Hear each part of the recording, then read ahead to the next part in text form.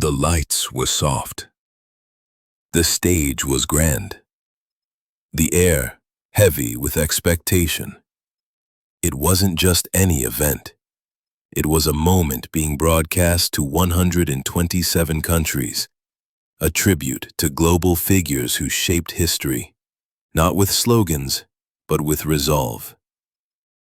At the center of it all stood Benjamin Netanyahu, older, still sharp, still standing tall. But tonight, he looked tired, not in body, but in memory. As the host began to list his milestones, terms served, crises weathered, battles of words and wars, the cameras panned across the crowd. There were cheers, applause, but Netanyahu stared at nothing, his mind somewhere else. "Ladies and gentlemen," the host said with a grin, "we have a surprise guest tonight, someone who asked to speak, not as a politician, but as a man whose life was changed by this one." Confused murmurs filled the room. Benjamin adjusted his earpiece. Who? Suddenly, the massive screen behind him flickered. A flag appeared. Not Israeli, not British, Burkina Faso. Gasps rippled through the crowd. Then a voice, calm, deep, gentle, sincere. "Good evening, Mr. Netanyahu. This is Ibrahim Traoré, President of the Transition of Burkina Faso." Benjamin blinked. What is this?"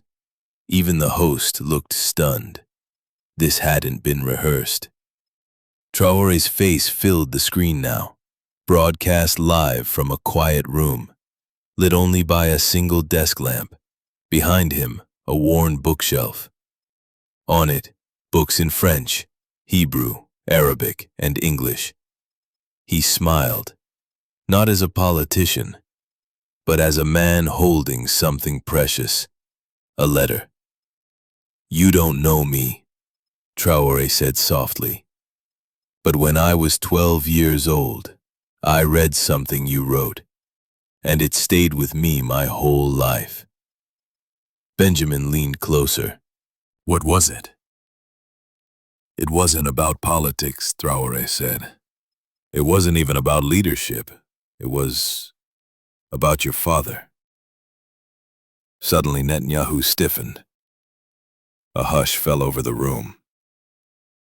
"In your memoir, you wrote about how your father used to sit at the edge of your bed," Traoré continued, "and say to you, 'Remember, Bibi, you were born with a spine.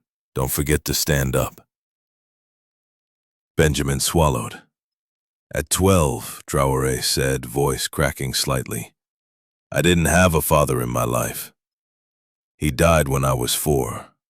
But that sentence made me believe I could still have one, even in a sentence." He held up the old letter in his hand. "I wrote you that night, a thank you letter. I never sent it. I was barefoot. I had no stamp. I didn't even know where Israel was on a map." The audience was completely silent. Even Netanyahu was blinking back something deep. "But I wanted you to know," Traoré whispered, "before the world applauds your legacy, that you once sat at the edge of a stranger's bed, in a country you couldn't find, and told a boy to stand up." Benjamin lowered his head. "And I did," Traoré said, voice rising with quiet pride, "because you told me to." A young barefoot boy sits under a broken lamppost in a village. Dusty ground, crooked books. He's flipping through a tattered French translation of A Durable Peace. His eyes wide, not at the politics, but at one paragraph, marked in pencil. "A child must believe that strength is possible, that even in silence, courage waits, He reads it again. He turns the page, sees a black and white photo of a younger Netanyahu. Handsome, serious, grieving. In the margin, someone had written, "His brother died. He still stood." That night, the boy writes his first letter. "Dear Mr. Netanyahu, I am not from your land. I am not from any power. But you gave me the courage to sit up tonight and believe I matter. I will become someone. I will stand up. Thank you for showing me that someone with pain can still protect people. Your unknown brother, Ibrahim." The letter fades onto the screen behind Netanyahu. The room is breathless. Benjamin wipes his cheek. "I never knew," he whispers. Traoré smiles through the screen. "You didn't have to know. You just had to be brave. And you were." Then Traoré adds, "Mr. Netanyahu, I came here tonight not to thank a prime minister, but to thank a man who unknowingly became my compass. You reminded me that even the most divided world can still be shaped by something quiet, something human." The host, trembling, finally speaks. "President Traoré, what are you saying?" Ibrahim Traoré stands. "I am inviting Mr. Netanyahu to come, not as a guest of state, but as a father of words, to see what his sentence built." The room erupts, not with claps, with tears. Because somehow, this wasn't about politics anymore. This was about fatherhood without borders, about echoes that crossed deserts, about a boy who stood up because a stranger wrote one honest sentence. The lights dimmed. The cameras cut to commercial. But Benjamin Netanyahu didn't move. He sat in silence, still facing the darkened screen that had just shown President Ibrahim Traoré's face and his 12-year-old self's letter. One of the producers rushed over. "Sir, we're off air. Do you need anything?" Benjamin looked up, his voice quieter than usual. "Yes, a pen." The producer blinked. "A pen?" Netanyahu nodded. "I need to write a letter back. 28 years late." He sat at the desk, alone, no advisors, no talking points. He stared at the blank paper in front of him. Then slowly, deliberately, he began to write. "Dear Ibrahim, I did not know you. But tonight, I felt as if I had lost and found a son." He paused. "I have spent my life in rooms filled with noise, decisions, pressure, conflict. But your words silenced all of it." He looked out the window at the London skyline. "If one sentence I wrote helped you stand, then tonight, your sentence helped me sit still for the first time in years."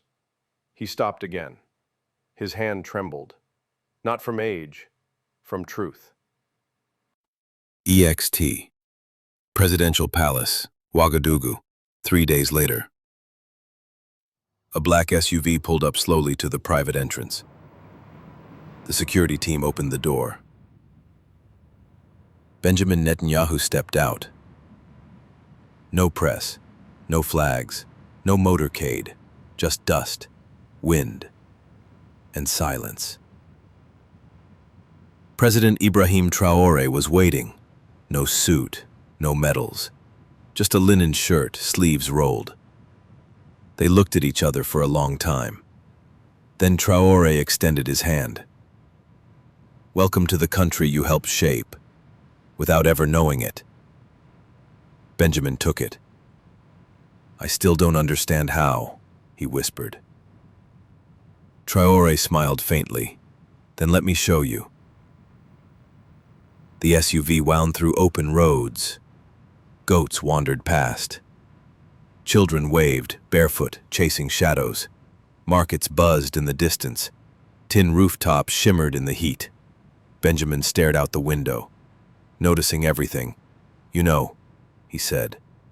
When I was young, I thought impact meant speeches, wars, history books. Traoré didn't interrupt. But now, here, it feels like it means something else, something smaller, something stronger. Traoré nodded.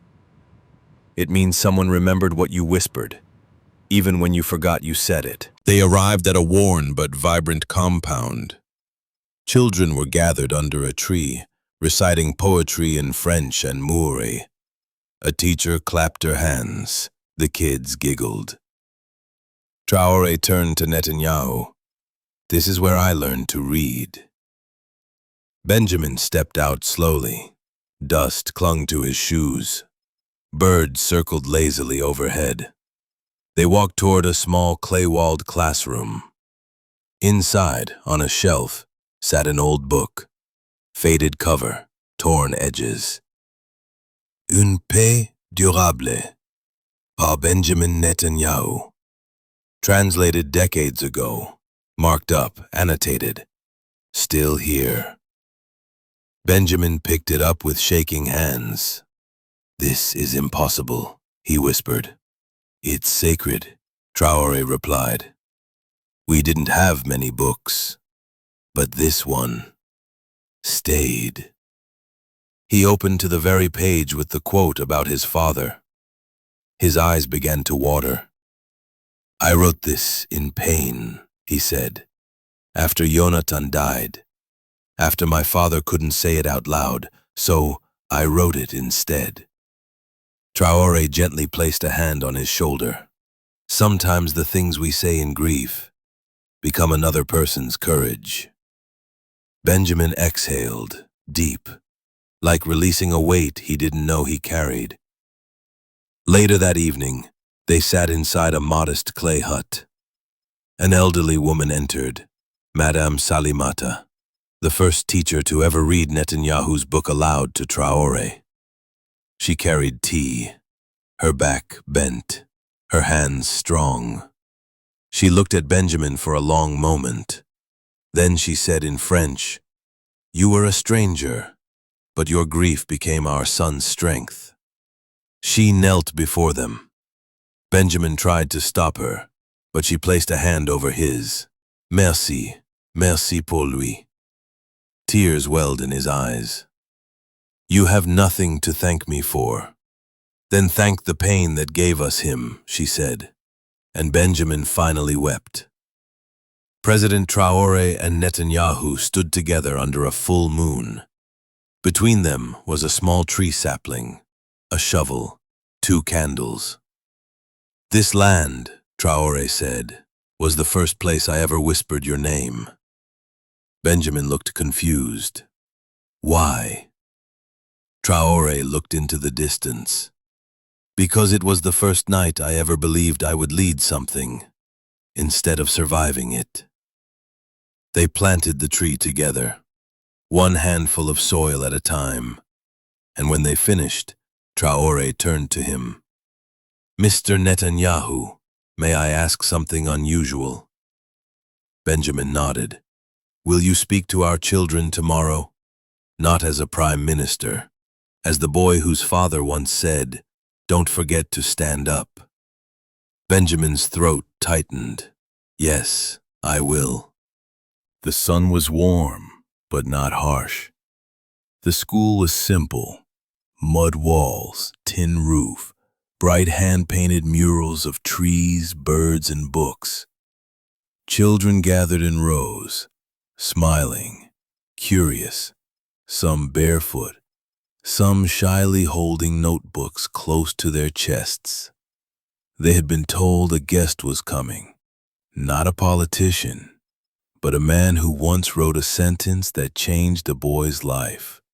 Benjamin Netanyahu stepped onto the school grounds, flanked quietly by President Traoré.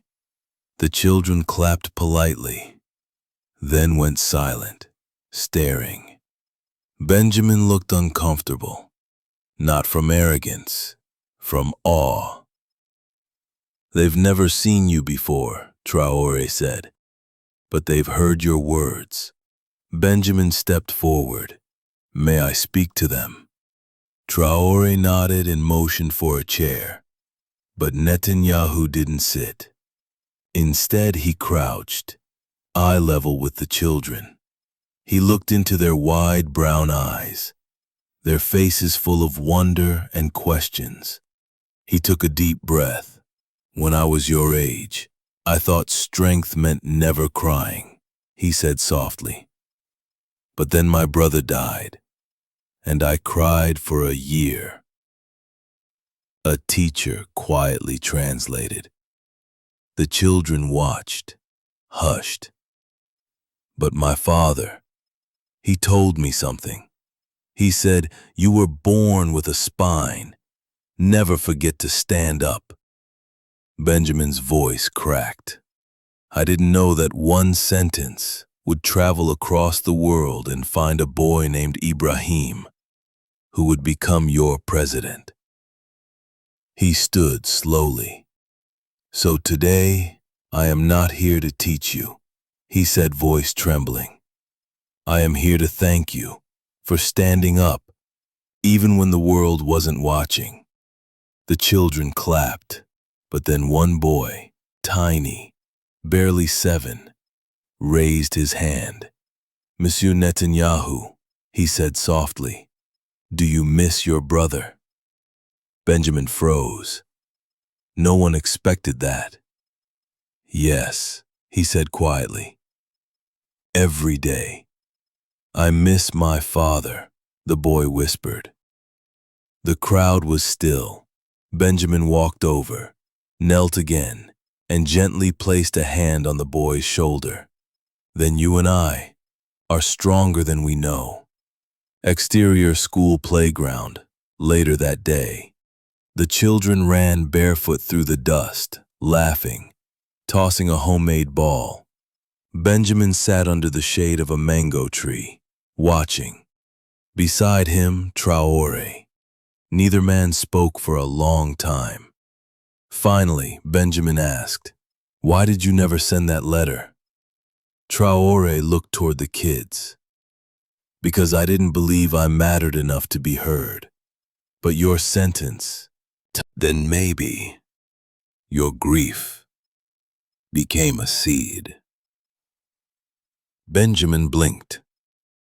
"A seed?" Traoré pointed at the children. "That boy who asked you about your brother, his name is Jonathan." Benjamin's eyes widened. He turned slowly. The same little boy stood at the edge of the courtyard, quiet, strong, watching. Netanyahu stood, walked toward him, knelt again. "Can I tell you a secret?" he asked. Jonathan nodded. "My brother was named like you. And he taught me that true bravery isn't fighting. It's loving, and still standing when the world hurts." The boy whispered, "Like my mother says, love doesn't die. It hides in hearts." Benjamin's face broke. He pulled the child gently into an embrace. "Then your mother and my brother might be friends up there." Later that evening, Netanyahu and Traoré sat in the same quiet room where the live call had been filmed. The lights low, bookshelves silent. Benjamin stared at the bookshelf again. "You know," he said softly, I thought I came to close a circle. He looked at Traoré.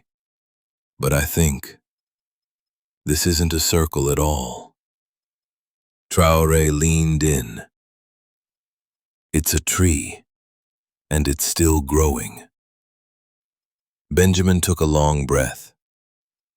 You built something beautiful here, and it was never about me. Traoré shook his head. No, sir, but it started with your pain, and someone, somewhere, needed to water it. Benjamin smiled for the first time all day. Then let's water more. The air was still. Orange light bathed the dry earth. A narrow dirt path cut through tall grass, winding toward a forgotten hilltop. President Traoré led the way, walking slowly, silently. Behind him, Benjamin Netanyahu, now without his jacket, sleeves rolled up. Where are we going? Benjamin asked softly. To where I buried my first dream, Ibrahim replied. They walked in silence. Goats bleated in the distance. The wind whispered secrets between branches. Finally, they reached a small clearing. Nothing grand, just a shallow patch of hardened soil, a single wooden post, and a rusted tin cup placed upside down on a stone. Here? Benjamin asked. Traoré nodded. I was 9. I wanted to become a pilot, but I couldn't even afford shoes. So one day, I took my notebook, wrote future pilot on the first page, and buried it here, under that rock. Benjamin knelt slowly beside the tin cup. Why the cup?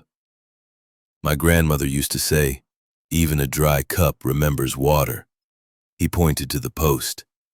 I marked it with a stick so I'd remember, not to dig it up, but to remember the dream I let go. Benjamin looked around. You built a nation from a grave of hope. Traoré's voice cracked. Not alone. He pulled something from his pocket, a small folded piece of yellowed paper. I came back years later and buried something else here. He handed it to Benjamin. It was a drawing, a stick figure boy with his arm around another man. Above it, in shaky handwriting, one day I'll meet the man who helped me believe. Benjamin blinked fast. That's me? That was you, before I even knew your name. Back at the palace, Traoré led Netanyahu to a private chamber. Dimly lit, heavy wood table, old maps, worn files. This is where I come when I forget why I lead. On one wall hung portraits of village mothers, teachers, old soldiers. No presidents, no kings, just ordinary faces. Benjamin stared at one in particular. A woman, dark-skinned, holding a child in her arms, staring boldly at the camera. Who's she? He asked. Mama Muna. She taught me how to tie my shoes and how to forgive. Is she alive? Traoré shook his head. But every time I lead without hate, it's because she whispered love into my scars. Benjamin turned away. I had people like that too. They didn't live in palaces, they lived in silence. Traoré touched a leather-bound book. What if we honored them all? How? Benjamin asked. Not with gold, not with headlines, but with something lasting. He turned to Netanyahu. I want to build something, a place, a hall of quiet giants, for those whose names never made the news, but whose fingerprints shaped us. Benjamin blinked, slowly nodded. Let's do it, together.